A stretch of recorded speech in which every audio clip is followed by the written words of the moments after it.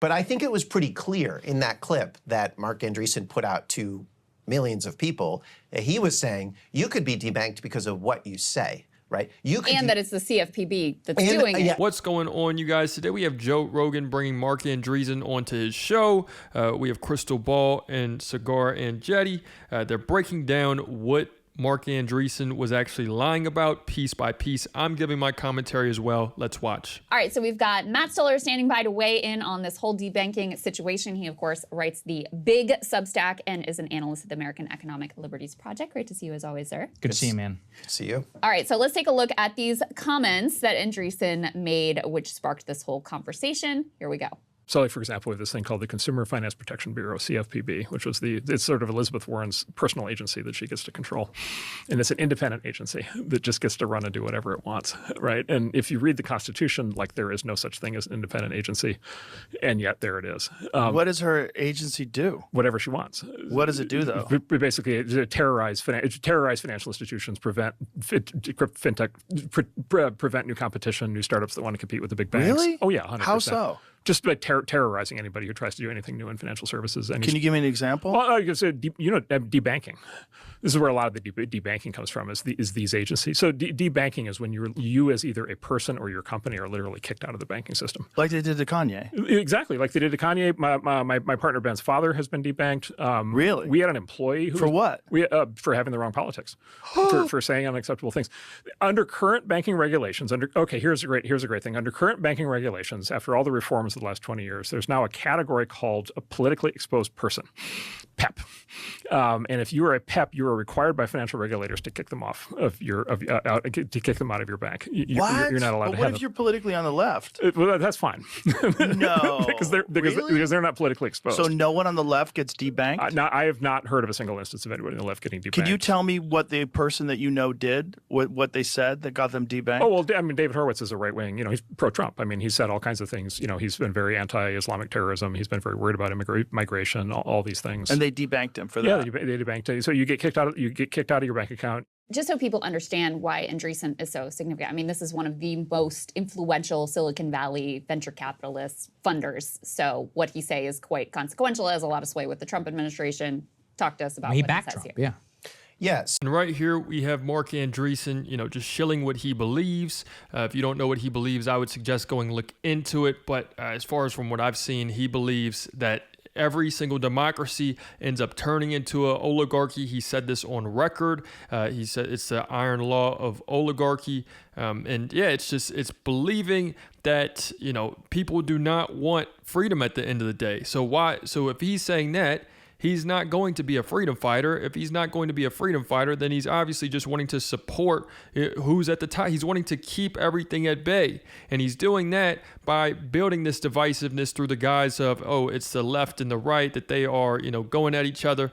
And it's Joe Rogan he's right here saying, oh, yes, oh my goodness, like just making it more and more extravagant the entire time. He's making a complete show out of it. So this is a con. Right? And it's important to distinguish between two things, right? One is if you say something or you make a political statement that people don't like, can you lose access to your bank account? And that is a real problem because it does happen, and it happens to people on the right and it happens to people on the left. It's not that common, but you saw it in Canada, you saw it with Canadian trucker protests. Yep. You saw it with WikiLeaks. You saw it with a lot of pro-Palestinian advocates. They lose their Venmo accounts. 2021, PayPal said, we're concerned about people who might be spreading misinformation, right? Yep, so we're going to implement new policy. You do see this fear on the part of financial institutions, financial censorship. It's a real thing, okay? The other side, though, is that you have people that are engaged in what regulators see as potentially risky activity. So this would be things like crypto, right? If you're using crypto and you're engaged in sort of things that look a little bit like money laundering, or if you're doing things like taking $10,000 of cash and depositing it into a bank account every day for a month, banks are going to be suspicious and they are going to file suspicious activity reports. They're required to, actually. They are required to. And our banking system works by saying if a bank is suspicious of you for engaging in all sorts of activities, mostly money laundering and fraud or other forms of scams, they are required to take action. Now, those are different things, right? Those are very different things. And we do know that debanking for political purposes happens, but we also know that banks are required to actually implement law enforcement and to be a little bit suspicious. It's a little bit like you go to a stop sign, right? There's no due process at a stop sign. Even if running the stop sign, it doesn't going to cause any problems, you still have to stop at the stop sign. So that's the way our banking system works. Now, what Marc Andreessen is doing is he's conflating these two things intentionally. And the reason he's doing that is because he has specific investments in companies, two of them that I can think of, one called LendUp and one called Synapse, that have both been put out of business by the Consumer Financial Protection Agency for stealing from customers. All right. And you have Joe Rogan right alongside of Marc Andreessen saying, what? What do you mean? What beliefs did they have? Oh, they didn't have left beliefs? Oh, no, you're kidding. You're kidding. And just laying it on so thick so that anyone who's watching the show, they're getting hyped up. They're getting frustrated because it is a frustrating thing to believe, to feel like you're going to get called out for your beliefs, that you're going to get debanked for what you believe in. Yes, that is frustrating. So whenever Joe Rogan is pushing that, it's getting the viewers more and more susceptible to believe whatever the hell Marc Andreessen and Joe Rogan are about to say. Or for collapsing and costing people their life savings. These are not crypto companies. One of them is a payday lender. The other one is a fintech firm that connects people from apps to their bank accounts.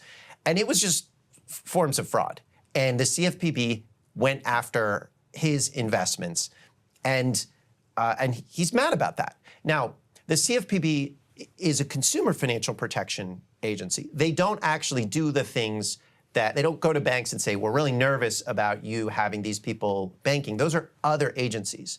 The CFPB is the one that protects consumers, and it's also one that in the past couple of years has actually tried to say, as part of their regulatory authority, we don't want debanking based on race, religion, political views, et cetera, et cetera. And they've been stopped by Trump judges from actually trying to prohibit those forms of debanking. So that's what's going on. The full disclosure, I consider Marc a friend, but the actual defense of this that I have seen, let's put the next part up there on the screen.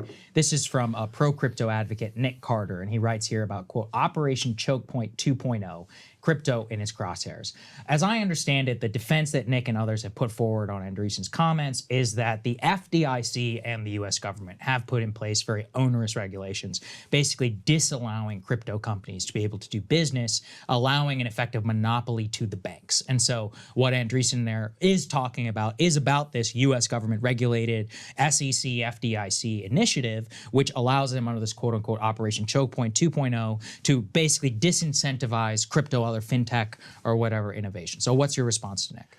Well, that's not what he said. Yeah. I mean, that's, if Marc Andreessen is going to say, I don't like what the FDIC is doing and I don't like what they're doing to prohibit crypto businesses from operating, he should say that. But he didn't say that. He said, I don't like the CFPB, right, which isn't doing any of the things that he suggested. Right, and which this person doesn't even claim they are, right? Right, and he didn't say... Nick has, to be clear, Nick has been like, I think he misspoke, and this is what he was talking about. Okay, well... Yeah, I'm just saying. I'm giving fair enough, but I'm only taking his comments. I mean, and he spent a while on Joe Rogan saying they're terrorizing financial institutions for political speech, right? And then, they're kind of like, oh, well, he didn't really mean it, all right? Well, then don't say it, right? I mean, the point here is... Go watch how it digressed, in the first clip that I played. It was Marc Andreessen on the Rogan show saying, oh, what Elizabeth Warren is doing is unconstitutional. It's her own private little project. That's not even, it's a private, it has nothing to do with the government. And then Joe Rogan says, well, what do you mean? And he's like, oh, well, no, she's just terrorizing banks. And he's like, oh, what do you mean? And, and he just keeps on devolving until where he has to make this lie just to have something to speak about because he doesn't have anything else to complain about. He could have just said what he was actually complaining about, which is, hey, I was working with some VCs and they got shut down by the CFPB. But no, now he's just going to straight up, smear somebody's name and want to just cause divisiveness. If you want to have a debate about crypto, and we can have a discussion about crypto and the banking system, and that's fair. But the point here isn't to have that discussion. The point here is to say, if policymakers are going to regulate crypto in a certain manner, it means that if you say something that they don't like, that they can debank you. And that's a con. It's not true.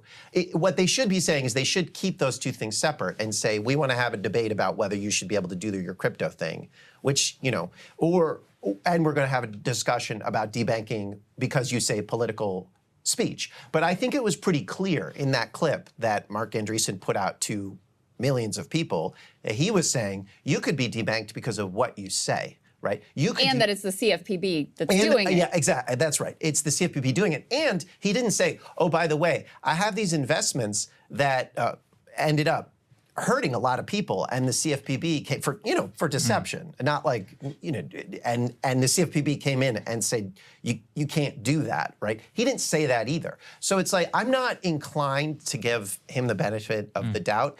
And with someone like Nick Carter, I mean, fair enough, the guy misspoke, but... So there we have it, you guys. It's, Joe Rogan just housing this nonsense, housing Marc Andreessen, who's just going to, talk about his own personal gain, how he can, get further in this system. Joe Rogan's backing it, and then Krystal Ball and Breaking Points, they're calling it out. Let me know what you guys think in the comments. It's another day in the progressive way.